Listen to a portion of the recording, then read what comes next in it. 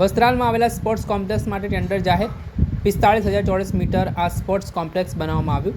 61.67 કરોડના ખર્ચે gymnasium, karate, swimming pool સાથે બન્યું. મેન્ટેનન્સ માટે એક ટેન્ડર આપવામાં આવ્યું છે અને મહિને 2 લાખ કોર્પોરેશનને મળશે. લાઇટ બિલમાં સહાય આપવામાં આવશે અને 3 મહિના બાદ 50% રિફંડ આપવામાં આવશે.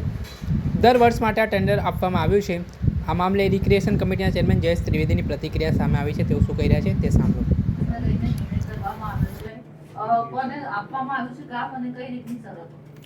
અમદાવાદ મ્યુનિસિપલ કોર્પોરેશનના બિલ્ડિંગ પ્રોજેક્ટ દ્વારા 45,000 ચોરસ મીટર વિસ્તારની અંદર વસ્ત્રાલની અંદર 61.67 કરોડના ખર્ચે સ્પોર્ટ્સ કોમ્પ્લેક્સ બનાવવામાં આવ્યું છે, જેની અંદર swimming pool, gymnasium, table tennis, football, martial art, judo, karate, badminton આ પ્રકારની વિવિધ સ્પોર્ટ્સ એક્ટિવિટી જે છે એની સુવિધા ઉપલબ્ધ છે. આ ઉપરાંત લાઇબ્રેરીનું પણ એક અલગ ભવન ઉપલબ્ધ છે, કેફેટેરિયા આ પ્રકારની સુવિધા આની અંદર ઉપલબ્ધ છે.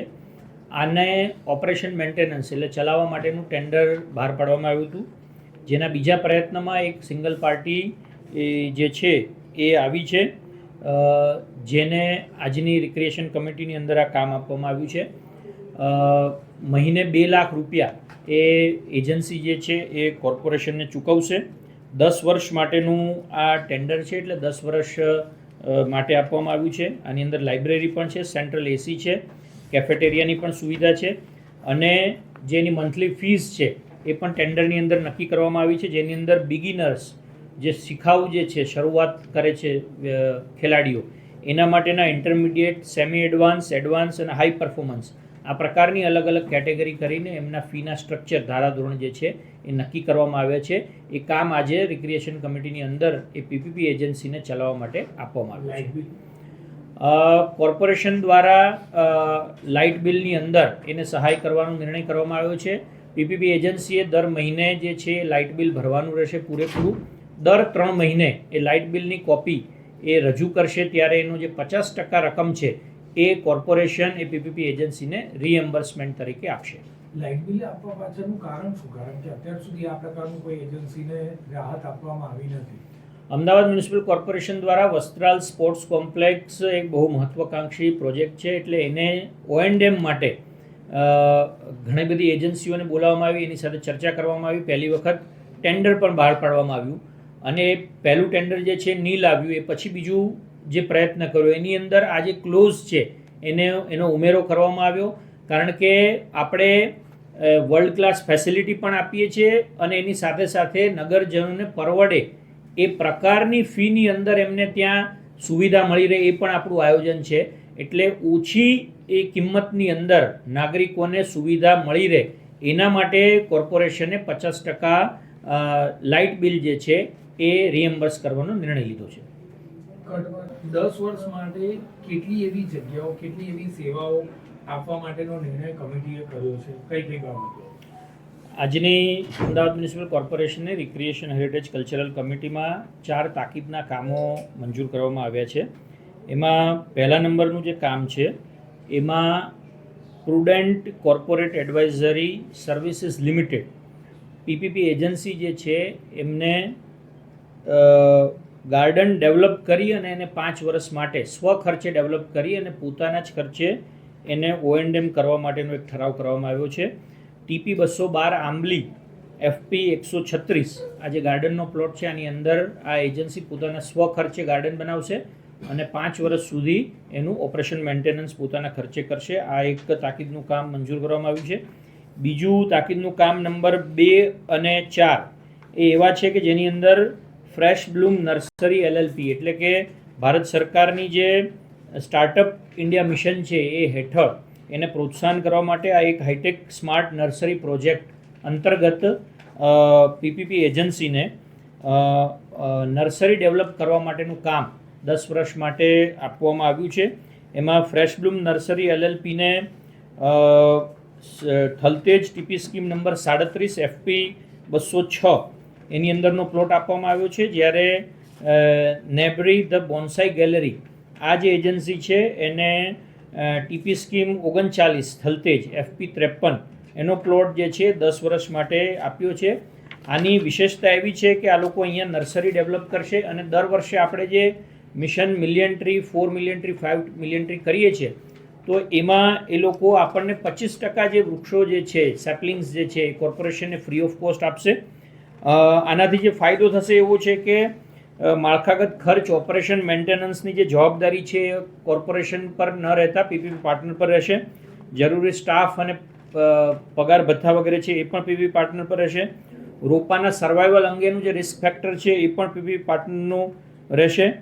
અને 25% જે રોપા છે એ કોર્પોરેશનને વિનામૂલ્યે મળશે. આમ આ બે તાકીદના જે કામ છે મંજૂર કરવામાં આવે છે. આ ઉપરાંત 3 નંબરનું જે કામ છે એ સરદાર પટેલ સેવાદળ ટ્રસ્ટ એ પર્યાવરણના જતનનું જે કામ કરે છે. તો આપણું જે તળાવ છે, જગતપુર તળાવની અંદર ઘણા બધા વૃક્ષોની વાવણી થઈ છે. એનું ઓપરેશન મેન્ટેનન્સ એ આ સંસ્થા પોતાના સ્વખર્ચે કરવાનું છે. એનું પણ કામ મંજૂર કરવામાં આવ્યું છે. ગોતા ગાર્ડન બાબતે કયા પ્રકારનો નિર્ણય લેવામાં આવ્યો છે? કયા પ્રકારનું હશે? કેટલાનો ખર્ચે તૈયાર થશે? શું શરતો નક્કી કરાઈ? અમદાવાદ મ્યુનિસિપલ કોર્પોરેશનની રિક્રિએશન કમિટી દ્વારા અમ્યુઝમેન્ટ પાર્કનું પણ સંચાલન કરવામાં આવે છે, જેનાથી નગરના જે બાળકો છે એને રમતગમતની વિશેષ પ્રવૃત્તિઓ મેળવી શકે. આવું જ એક ટેન્ડર બહાર પાડવામાં આવ્યું હતું. આઈસીબી ફ્લોરા નું જે ગાર્ડન છે, એ ગાર્ડનની બાજુની જે જગ્યા છે એ જગ્યામાં અમ્યુઝમેન્ટ પાર્ક, કારણ કે ગાર્ડનની અંદર બાળકો આવતા હોય છે પરિવાર સાથે, તો એને અમ્યુઝમેન્ટ પાર્કનો પણ લાભ મળે એ માટે આઈસીબી ફ્લોરા ગાર્ડનની બાજુના જગ્યાની અંદર અમ્યુઝમેન્ટ પાર્ક માટેનું ટેન્ડર બહાર પાડવામાં આવ્યું હતું, જેની અંદર 2 એજન્સી એ આની અંદર ક્વોલિફાય કર્યું હતું.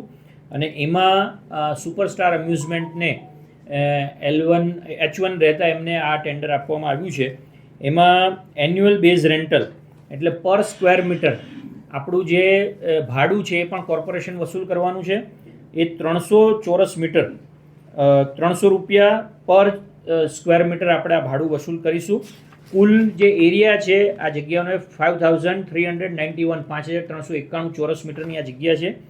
આ ઉપરાંત મંથલી રેવન્યુ શેરિંગ પણ કોર્પોરેશનનું રહેશે, જે 25%, એટલે જે કોઈ પણ ટિકિટ ખરીદશે એનો રેવન્યુ શેરિંગ 25%નો જે છે એ પણ કોર્પોરેશનને મળશે.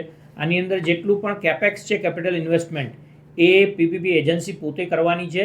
એટલે આજથી સ્ટેન્ડિંગ કમિટીમાં પાસ થયા પછી એ કંપનીને આ કામ મળ્યા પછી એ 1 વર્ષની અંદર આ સમગ્ર અમ્યુઝમેન્ટ પાર્ક છે એ તૈયાર કરશે, જેની અંદર 22થી પણ વધુ રાઇડ્સનો સમાવેશ કરવામાં આવશે.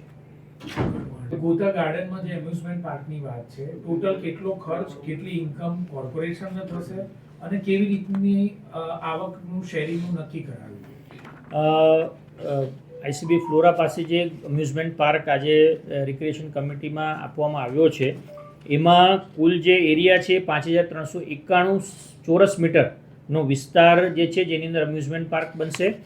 એનો જે બેઝ રેન્ટલ જે છે એ 300 રૂપિયા પર ચોરસ મીટર, એટલે કે 16,17,000 વાર્ષિક ઇન્કમ જે છે એ કોર્પોરેશનને થશે. અને મંથલી રેવન્યુ શેરિંગ જે છે એ ટિકિટના દરની અંદર 25%નું રેવન્યુ શેરિંગ જે છે એ કોર્પોરેશનને મળશે. આમ જમીનનું ભાડું અને જે ટિકિટ છે એમાંથી પણ રેવન્યુ શેરિંગ, આમ 2 પ્રકારનું જે આવક જે છે કોર્પોરેશનને આમાંથી થશે.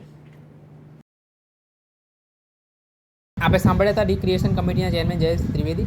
તેમણે વધુમાં જણાવ્યું કે રિક્રિએશન કમિટીમાં તાકીદના 4 કામ મંજૂર કરવામાં આવે છે, જેમાં આબિલમાં આવેલા પ્લોટમાં બગીચા બનાવવામાં આવ્યો, 5 વર્ષ માટે ચાવણી માટે ટેન્ડર આપવામાં આવ્યું, નર્સરી બનાવવા માટે પણ એક સંસ્થાને પ્લોટ આપવામાં આવ્યો. આ મિશન મિલિયન ટ્રી અંતર્ગત આ કામ આપવામાં આવ્યું છે. દર્શક મિત્રો, આવા જ વિડીયો જોવા માટે એન કવરેજ ન્યૂઝ જોતા રહો.